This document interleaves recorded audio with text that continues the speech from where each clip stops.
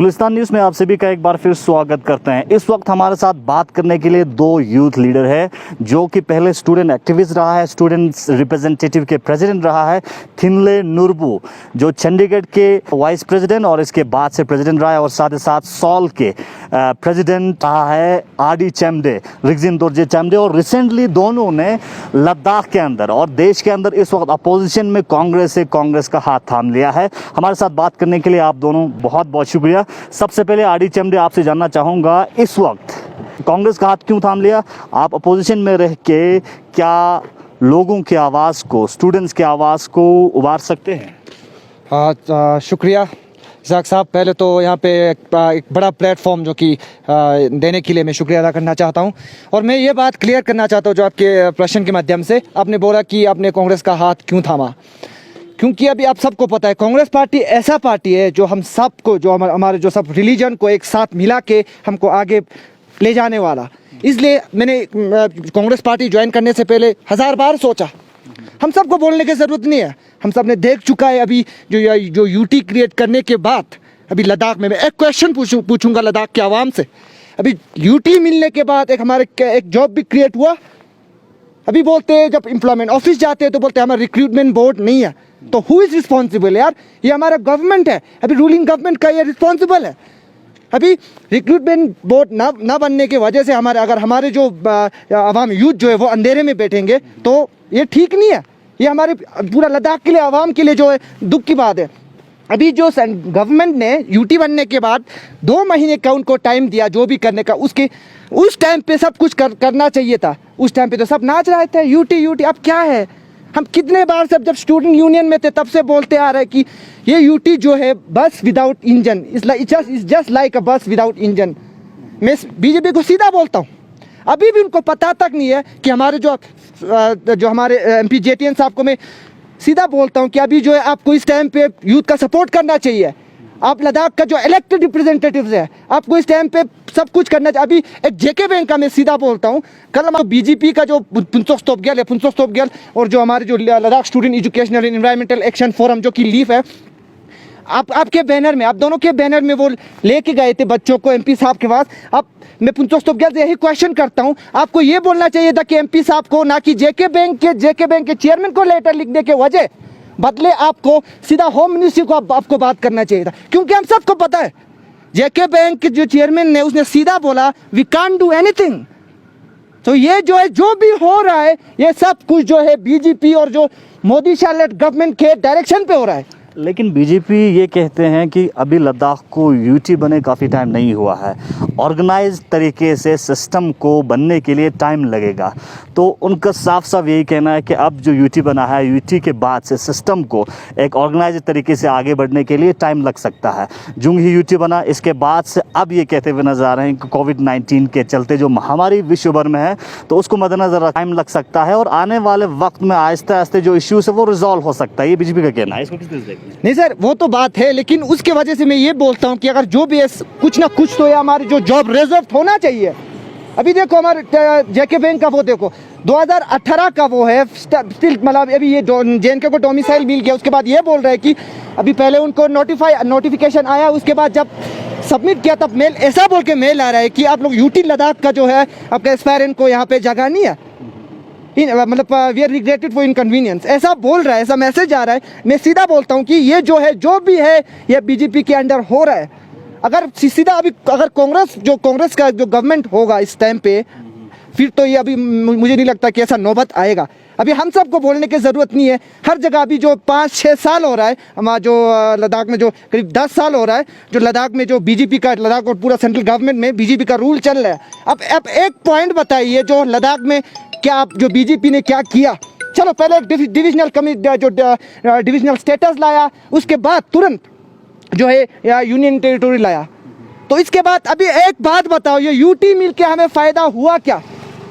ये 2 महीने के अंदर आपको जो करना था उस टाइम पे तो आप लोग नाच रहे थे। चलो ठीक है, मैं शुक्रिया अदा करना चाहता हूँ जो मोदी शाह लेड गवर्नमेंट को कि आपने जो यूनियन टेरिटरी स्टेटस दिया। लेकिन सर, इसके जब भी हम कर रहे थे, यूटी डिमांड कर रहे थे, ये इतना तक मुझे याद है, जब एलबीए के बैनर तले जो पूरा अवाम, लद्दाख के जो अवाम एक मुकाम पे आके हम जो यूटी स्टेटस के लिए हम डिमांड कर रहे थे, तब we want UT with legislature था। लेकिन अभी बोल रहे हैं आप लोग यूटी चाहिए, यूटी आप यूटी दे दे, आप लोग खामोश है, आप लोग अब ये चाहिए वो चाहिए। लेकिन हमें जो भी चाहिए सर एक प्रॉपर तरीके से देना चाहिए। मैं सीधा काउंटर करता हूँ बीजेपी से, क्योंकि काउंटर करने का लायक ही है। अगर रूलिंग गवर्नमेंट होगा, कोई रूल कर रहा है, कोई पॉलिटिकल पार्टी, कोई कांग्रेस या बीजेपी या एनसी जो भी है, कोई रूल कर रहा है, उस टाइम पे अगर कुछ गड़बड़ होगा तो ऑब्वियसली तो इतना पावर होता है जो सेंट्रल गवर्नमेंट का, जो भी अगर चाहे तो 6 शेड्यूल जो है कब से बच्चे डिमांड कर रहे थे, तो 6 शेड्यूल जो अगर देना है तो अभी सर मैं आपको वो क्वेश्चन पूछता हूँ। जो यूटी जो है वो 70 साल से डिमांड कर रहे थे, ठीक है, 70 साल से डिमांड कर रहे, जो 70 साल में जो हो नहीं पाया वो मोदी सर ने बस एक हफ्ते में झटके में दे दिया। अब इसके बाद जो लेजिस्लेशन जो है, कॉन्स्टिट्यूशनल सेफगार्ड जो 6 शेड्यूल जो है वो देने में क्या होगा? मुझे सीधा लगता है ये जो 6 शेड्यूल ना देने की वजह से इसमें कुछ ना कुछ है, दाल में कुछ काला है। तो लगातार हम बात कर रहे थे आरडी चमड़े के साथ। चमड़े का साफ साफ यही कहना है कि जिस तरह से यूटी तो लद्दाख को ग्रांट किया है, लेकिन इनका साफ साफ यही कहना है कि यूटी के साथ साथ जो डिमांड इससे पहले रखा गया था वो सेंट्रल गवर्नमेंट को पूरा करने की ज़रूरत है। और साथ ही साथ बीजेपी पे सवाल करते हुए बहुत सारे क्वेश्चन सवालात कर रहे हैं, और आने वाले वक्त में अब ये देखना है कि बीजेपी की तरफ से किस तरह के जवाब आते हैं। थिनले नुर्बू हमारे साथ बात करने के लिए मौजूद हैं, जो कि ज़ांस्कार से हैं। रिसेंटली कांग्रेस ज्वाइन किया है, फॉर्मर स्टूडेंट यूनियन के वाइस प्रेसिडेंट और प्रेसिडेंट रहे हैं चंडीगढ़ में। थिनले नुर्बू, आप एक ऐसे इलाके से हैं जो कि लद्दाख का एक फार फ्लंग एरिया है। ज़ांस्कार की बात करें तो अगर हम ज़ांस्कार एक ऐसा इलाका है जहाँ पे अभी भी टेलीकम्युनिकेशन ठीक तरह से नहीं है, वहाँ पे अगर हम रोड कनेक्टिविटी के हवाले से बहुत सारे खदशा है लोगों को। तो इन सारी चीज़ों को मद्देनज़र रखते हुए आज के इस दौर में, क्योंकि यूटी बनने के बाद ये कहा गया था कि पूरे लद्दाख रीजन को पैरेलल तरीके से डेवलप किया जाएगा, इस तरह की क्या स्थिति है इस वक्त? सबसे पहले मैं गुलिस्तान न्यूज़ चैनल को इतना बड़ा प्लेटफॉर्म देने के लिए शुक्रिया अदा। और मैं गुलिस्तान न्यूज़ के माध्यम से ज़ांस्कार के सभी आवाम को ये कहना चाहूँगा कि मैंने पॉलिटिक्स कांग्रेस में क्यों ज्वाइन किया, क्योंकि मैं पहले से सोशल स्टूडेंट एक्टिविस्ट रह चुका है और स्टूडेंट लीडर भी रह चुका, और मैं एक ऐसी फार फ्लंग एरिया या रिमोट भी कह सकते पूरा बैकवर्ड एरिया से बिलोंग करता हूँ ज़ांस्कार, जहाँ से आपको पता है कि हमारा डिस्ट्रिक्ट 240 किलोमीटर, उसमें से 6 मंथ डिसकनेक्ट रहता है। तो बहुत सारे प्रॉब्लम है इसमें। और जब लद्दाख को यूटी मिलने के बाद आपने अभी पूछा कि पैरेलल तरीके से डेवलप होगा, तो इसी तरह ज़ांस्कार का एक डिमांड रहा, पहले से ज़ांस्कार को सेपरेट डिस्ट्रिक्ट का डिमांड रहा। और जब MP member of parliament election का समय था तो ज़ांस्कार वाले एक साथ मिल के और बीजेपी को वोट दिया, और बीजेपी ने ये प्रॉमिस किया कि ज़ांस्कार को जल्द से जल्द पूरा सेपरेट डिस्ट्रिक्ट का दर्जा दिया जाएगा। तो अभी एमपी का इलेक्शन होकर लोकसभा का इलेक्शन होने के बाद अभी 1 साल से ऊपर हो रहा है, अभी भी ज़ांस्कार का डिस्ट्रिक्ट का स्टेटस का कुछ अभी बात ही नहीं हो रहा है। और रिसेंटली जब एमपी का ज़ांस्कार में दौरा किया, उस टाइम मैं स्टूडेंट लीडर था, तो मैं on behalf of student MP को ये रिक्वेस्ट किया कि अभी हमारा लॉकडाउन में जितने भी एजुकेशनल इंस्टीट्यूट है और जितने भी कॉलेजेस है सारा बंद है, तो ले में बात किया जाए या करगिल में बात किया जाए तो सारा स्टूडेंट ऑनलाइन क्लासेस अटेंड कर रहा है। तो हमारा ज़ांस्कार का यही इशू है कि उधर नेटवर्क प्रॉब्लम है, इंटरनेट कनेक्टिविटी नहीं है। तो मैं एमपी साहब से ये रिक्वेस्ट किया कि अभी हमारा ज़ांस्कार में 2 टावर फंक्शनल है, उसमें 3G लगा लो, 3G स्टार्ट कर लो, ताकि हमारा बच्चे वो फ़ायदा मिल सके, ऑनलाइन क्लासेस अटेंड कर सके। अभी हमारा 1 महीने से ऊपर हो रहा है, अभी हमारा एमपी अभी तक साइलेंट है उस बात पे। तो मैं ये कहना चाहूँगा कि या ज़ांस्कार हो गया या हमारा लद्दाख हो गया, यूटी मिलने के बाद मेरे हिसाब से अभी तक डेवलपमेंट कुछ नहीं दिख रहा है, खास तरीके से डेवलपमेंट। अगर हम खासकर ज़ांस्कार की बात करें, ज़ांस्कार में जिस तरह से आपने टेलीकम्युनिकेशन की बात की, कोविड-19 की महामारी के चलते लॉकडाउन है, स्कूल पूरा बंद है, इसको मद्देनजर रखते हुए ऑनलाइन क्लास शुरू किया है, उसका भी फ़ायदा ज़ांस्कार के लोग लेते हुए नज़र नहीं आ रहे हैं। लेकिन अगर हम बीजेपी की बात करें, बीजेपी ने ज़ांस्कार को पार्टी डिस्ट्रिक्ट बनाया है, इसको आप किस तरह से देखते हैं? पार्टी के लिहाज से डिस्ट्रिक्ट बनाया है। अभी रिसेंट फरवरी में पार्टी डिस्ट्रिक्ट का दर्जा दिया है। मैं पार्टी डिस्ट्रिक्ट का इतना फ़ायदा नहीं देख पा रहा हूँ, क्योंकि हमारा डिमांड पार्टी डिस्ट्रिक्ट का नहीं था, हमारा demand full fledge separate district था, ताकि हमारा ज़ांस्कर भी लद्दाख के और इलाका जैसा डेवलप हो, या एजुकेशन हो या हेल्थ सेक्टर हो, हर जगह से डेवलप हो।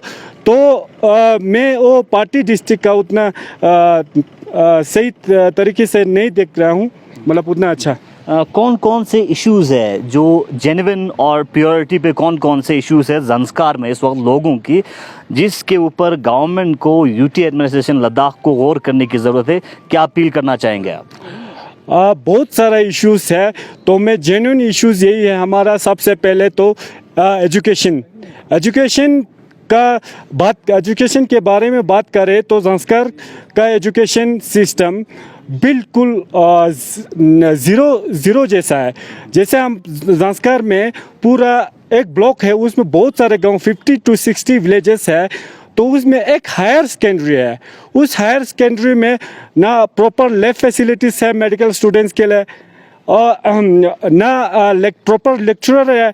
और देखा जाए तो उस हायर सेकेंडरी में एक आज के सेंचुरी के हिसाब से 21st सेंचुरी के हिसाब से डिजिटल कनेक्टिविटी या स्मार्ट क्लास होना चाहिए, वो अभी तक नहीं है। और हेल्थ सेक्टर में देखा जाए तो हेल्थ सेक्टर में उतना फैसिलिटीज़ नहीं है जितना होना चाहिए एक रिमोट एरिया में, एक ब्लॉक में। करगिल में ज़ांस्कर एक बहुत बड़ा ब्लॉक माना जाता है, तो इसलिए देखा जाए तो उस बेसिस पे हेल्थ सेक्टर में उतना नहीं है। और हमारा अभी एक हो गया एजुकेशन, एक हो गया हेल्थ हो गया। और कनेक्टिविटी की बात करें तो अभी मोदी गवर्नमेंट ये बोल रहा है कि पूरा इंडिया को एक डिजिटल इंडिया बनाया जाए। और डिजिटल इंडिया की बात करें तो कम से कम एक 2G नहीं तो 3G तो करना चाहिए, वो भी नहीं हो रहा है अभी भी। और कभी कभी हमारा जो फ़ोन कॉल्स भी वो उसमें प्रॉब्लम हो रहा है। जी, बहुत बहुत शुक्रिया। हमारे साथ बात करते थिनले स्नुरबू, जो कि ज़ांस्कर के, इनका कहना है कि वहाँ पे अभी अगर कनेक्टिविटी के हवाले से जो बेसिक चीज़ें हैं, बेसिक नेसेसिटीज़ है, उनसे जो ज़ांस्कर के लोग हैं वो महरूम है। अगर हम टेलीकम्युनिकेशन की बात करें, टेलीकम्युनिकेशन के हवाले से 4G की बात ही छोड़िए, 3G वहाँ के लोगों के लिए मुहैया नहीं है। साथ ही साथ हेल्थ और एजुकेशन के हवाले से भी लोगों को काफ़ी दिक्कतों का सामना करना पड़ रहा है। और अपील भी करते हैं कि गवर्नमेंट को इन सारी चीज़ों पर एड्रेस करने की ज़रूरत है। आखिर पे आरडी चंडे से आखिरी कमेंट लेना चाहूँगा। आखिर पे आज के इस दौर को मद्देनज़र रखते हुए आप यूटी एडमिनिस्ट्रेशन लद्दाख से क्या अपील करना चाहेंगे? आज की जो इस टाइम की जो दौर पे देखते हुए मैं यूटी एडमिनिस्ट्रेशन से यही उम्मीद करता हूँ, क्योंकि अभी ऑनेस्टली जो टू बी ऑनेस्ट ये बात है, अभी जो यूटी एडमिनिस्ट्रेशन जो है, हमारा जो लेफ्टिनेंट गवर्नर जो है, अगर गवर्नर होता तो अपने उसका पावर होता है। अभी लेफ्टिनेंट गवर्नर जो है वो सीधा होम मिनिस्ट्री के अंदर आते हैं। तो मैं ये वही जो अभी एक ही बात हुआ, जो हमारे लेफ्टिनेंट गवर्नर से रिक्वेस्ट करे या होम मिनिस्ट्री से रिक्वेस्ट करे, जल्द ही जल्द लद्दाख को लद्दाख को एक कॉन्स्टिट्यूशनल सेफगार्ड दिया जाए, ताकि हमारे जो जितना भी यूथ है, अभी हम सब बोल रहे हैं कि हमारे जो फ्यूचर, जो यूथ को बोलते हैं फ्यूचर मेकर, सर फ्यूचर क्या बनाएंगे? फिर तो हमारा जो बेसिक जो है वो नहीं बन रहा है, जो हमें चाहिए, जो हमारे लद्दाख जो अगले साल जो आने वाले जो सालों में जो हमें लद्दाख के लिए देखना है, जो हमें जो चाहिए वो मिल नहीं रहा है हमें। मैं सीधा यही, मैं ज़्यादा नहीं बोलूँगा, मैं दो बात जो है यूटी एडमिनिस्ट्रेशन, लेफ्टिनेंट गवर्नर साहब और हमारे जो होम मिनिस्टर साहब श्री अमित शाह जी को यही मैं सीधा ये क्वेश्चन आपके सामने रखना चाहता हूँ, या आपको रिक्वेस्ट करना चाहता हूँ कि जल्द ही जल्द एक रिक्रूटमेंट बोर्ड जो है लद्दाख में दिया जाए। क्योंकि आपके जो डायरेक्शन पे अगर हो सके तो आप लोग, अगर आप चाहें तो ये आप लोग 1 महीने के अंदर आप लोग कर सकते हैं, लेकिन आप लोग कर नहीं रहे। ये क्वेश्चन पूछ रहा हूँ, जल्द ही जल्द लद्दाख के लिए कॉन्स्टिट्यूशनल सेफगार्ड दे दिया जाए। और एक यहाँ पे जो जल्द ही जल्द जो हमारे जो जितना भी अभी जो एस्पायरेंट है, जो हर जो पोस्ट पे अभी अप्लाई कर रहे हैं, वो लोग अभी फंसे हुए हैं, तो हम नहीं चाहते कि जो हमारा लद्दाख जो यूथ जो है वो लद्दाख को संभालेंगे वो लोग ट्रबल में हो। धन्यवाद।